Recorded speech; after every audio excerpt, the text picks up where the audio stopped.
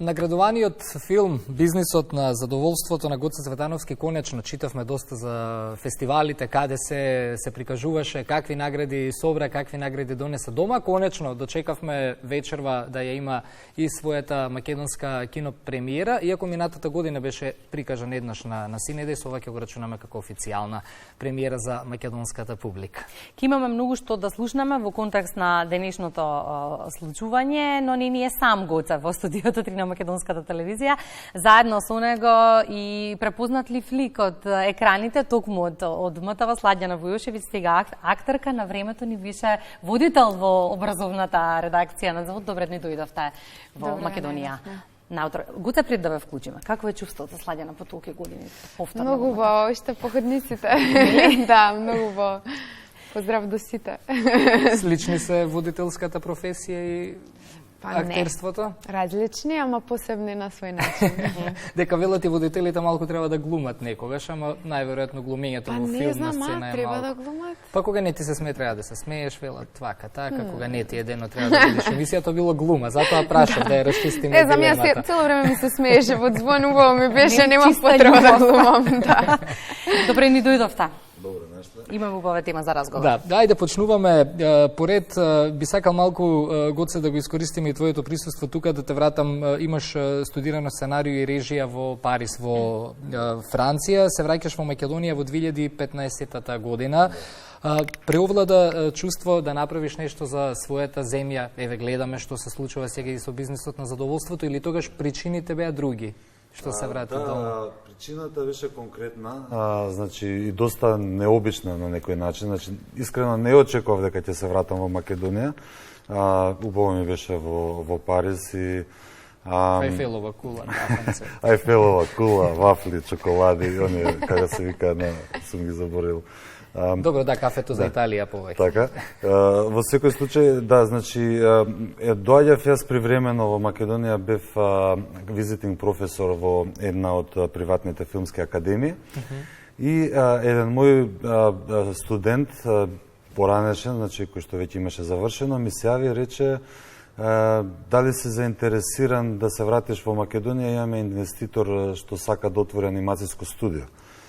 И јас реков, тоа интересно звучи, но малку неверојатно, бидејќи за анимацијско студио е доста специфично, инвестицијата не би била мала. Вика, да, но инвеститорот е сериозен и така натаму.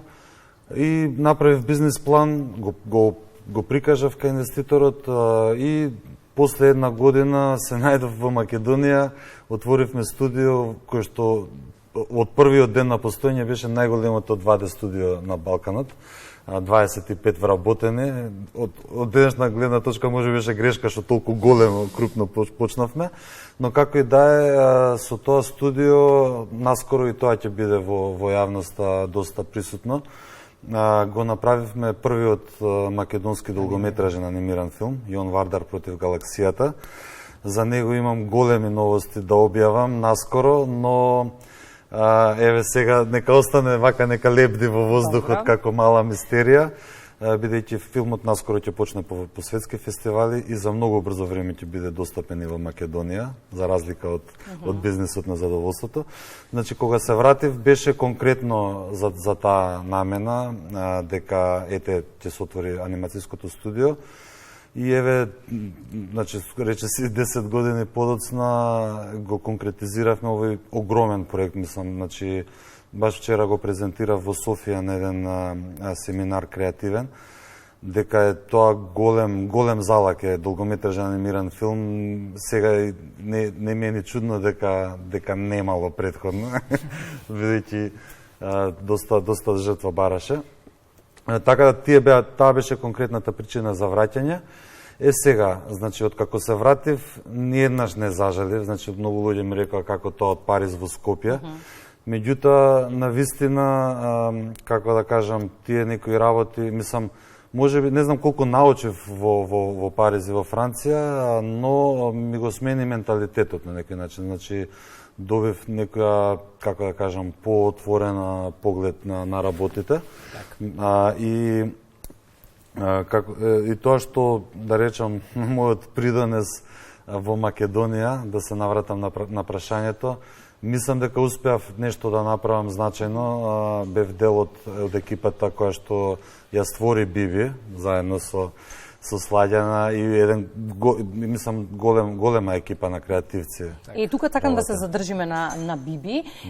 Долги години изборувавме на темата дека ни требаат многу повеќе детски содржини, многу повеќе едукативни содржини за децата, бидејќи гледаат се што не е потребно. И тука се случува Биби. Ексклузивно ја гледаме секојдневно и на првиот канал на МТВ и на детскиот канал на македонската телевизија. И тоа е нешто што навистина внесе и голема свежина во етерот. И ја гледаат не само децата, тука и ние родителите. Не знам како не навлековте во целава приказна, но не можеме да излеземе од магичниот круг. Да, па сега мора со децата да се гледате заедно, да ги научите песничките. Да, Биби беше навистина очигледно нешто што требаше и мислам дека целата таа љубов и труд што е вложена во проектот се гледа, бидејќи децата обожаваат, а и возрастните. Така што, ете, тој еден, како да кажам, придонес ние се насмеа, кажуваме дека новите генерации учат да пишуваат и да читаат со Биби. Значи, ние сме сега просветители на некој начин и Михајло Димитриевски Хемичо, кој што е креативниот директор, кој што го нацрта ликот, секојаш се зезам со него, бидејќи има така една брада доста просветителска. Викаме, уште јас да пуштам брада, па да ни направат споменик негде. Ние, нашите генерации се сеќаваат на гласот на Таска Балабанова. Денешните генерации, Сладјана, ќе те паметат тебе, твојот глас. Не знам дали мене, бидејќи не ме гледаат како лик, но родителите, да. Таска Балабанова ретко и кој знаеше како изгледа, нели, но тоа е гласот кој што го Тоа би ми било посебно драго ако целени генерации, а веќе се случува тоа како што рече Гоце, да растат со содржините на светот на Биби е навистина голема привилегија да се биде дел од еден таков проект. Верувам дека привилегија беше да си работите заедно на бизнисот на задоволството. Преминуваме на таа тема во интереси на времето, бидејќи вечерва се случува и кинопремиерата и честни е што сте гости на денот кога можеме тоа да го најавиме. Ајде малку прво да дадеме еден заеднички вовед, Гоце, за тоа што значи бизнисот на задоволството, зошто влезе во селекција на толку многу фестивали, доби толку многу награди и Слагјане, ете за тебе чисто како надоврзување, што беше мотивот да се втурнеш во целата таа екипа и во овој филм се разбира да ја прифатиш улогата која што имаш. Да, бизнисот на задоволството е една приказна која што исто така почна во Франција, значи тоа се поврзано со Франција. Да. Тоа сценарио ми беше дипломско сценарио, значи требаше да се напише сценарио за долгометражен филм и тогаш го пишував, беше адаптирано да се случува таму. Кога се вратив овдека во некои од работите што ги донесов во некоја кутија, го најдов едно лето сценариото и свикам ајде да го прочитам да се понасмеам како сум размислувал пред 10 години. И едноставно се изненадев, ми се допадна. Бидејќи јас едно време, мислам, кога го пишував, сакав да го правам, после едно време си реков, некако ми остаре сценариото, не, мислам, го надминав, така се почувствував. Меѓутоа, после кога го прочитав со дистанца, викам, има многу интересни моменти во ова сценарио, зошто да не. Го адаптирав за да се случува во Македонија. Ликот кој што го играше Сладјана во филмот Елени влезе од после, значи во таа првична верзија не постоеше. Меѓутоа влезе тој лик од после и му ја смени на некој начин му ја смени динамиката на целиот филм и тоа беше, мислам, одличен потек што тој лик некако сам се појави од негде и изеде таква голема важност во филмот. Филмот зборува за трговијата со луѓе, поточно трговијата со жени. Јас во делот кога истражував како тоа во Македонија како постои, мислам во колку е застапено, се изненадив дека прочитав информација дека има доста, значи тој дел, мислам тоа се меѓународни мрежи кои што функционираат на меѓународно ниво во повеќе земји, меѓутоа значи има, ние сме како проточен, низ нашата земја поминуваат тие работи, за жал. И исто така дознав дека никој никогаш не бил осуден за тоа дело. Значи имаше некои акции, сега зборувам за што сум читал по весниците, што сум дознал од информација, значи дека во единствените акции каде што за таа тема имало жените кои што биле фатени, биле вратени дома, биле вратени во нивните земји, но немало осудени, немало виновник. И тоа исто така си викам, добро, интересно, дај да видиме, и така го разработи во еден трилер, крими трилер, каде што, мислам, да не откривам многу, би сакал публиката да дознае повеќе за филмот, со гледање на филмот, а не од нас, но така направивме една пред се човечка драма, каде што конкретни луѓе се борат за правдата.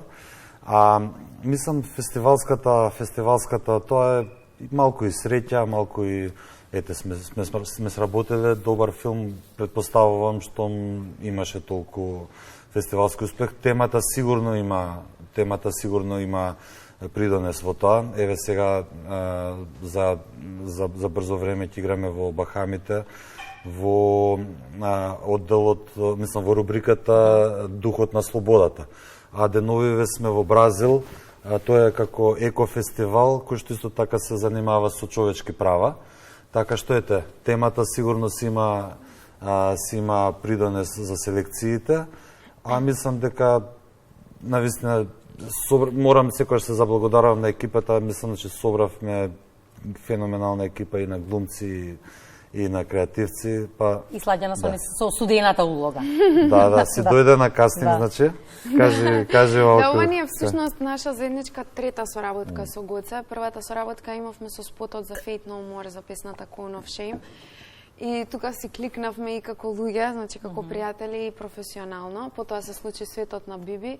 И ова како јаготка на шлагот дојде долгометражен филм за мене и за него дебитантски режија како режисер, а за мене како главна женска улога. Сценариото најмногу ме освои поради приказната, поради комплексноста на женскиот главен лик и воопшто на сите ликови, значи буквално сите ликови се многу интересно напишани. При тоа сценариото како сценарио ги руши оние главни стереотипи што владеат во нашата земја, за тоа кој е виновникот. И се надевам дека тоа е видливо вечер, можеби публиката исто тоа ќе го забележи тоа што всушност мене најмногу ме освои во ова сценарио. И коригирајте ме ако грешам, темата е специфична, не е едноставна, но најдобро допираат овие теми до публиката преку уметничкиот израз. Да, се обидовме во таа тешка тема да внесеме и малку, има и малку хумор во филмот. Исто така, например, пристапот кон фотографијата беше специфичен, значи не е на сиво, не е на безбојно, значи филмот е така многу шарен, да речем, значи со јаки бои, жарки бои, значи спротивно од темата што ја раскажува. Дури во еден американски магазин, каде што излезе критика за филмот, тоа го забележа, викаат, филмот кажува една многу темна тема, но боите се толку свежи, мислиш дека се наоѓаш во Лас Вегас, а не во Македонија. Така што тоа е исто нешто што мислам дека публиката ќе го забележи, дека е малку специфичен пристапот кон естетиката во филмот.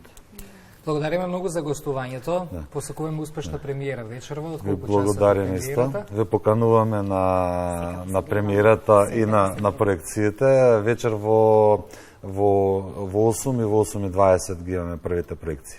Споминавте бројни гостувања, јас искрено се надевам дека ќе има и бројни награди, не се ни сомневам, знаејќи за каков филм станува збор, па се гледаме со убави вести, се надевам во периодот кој следи.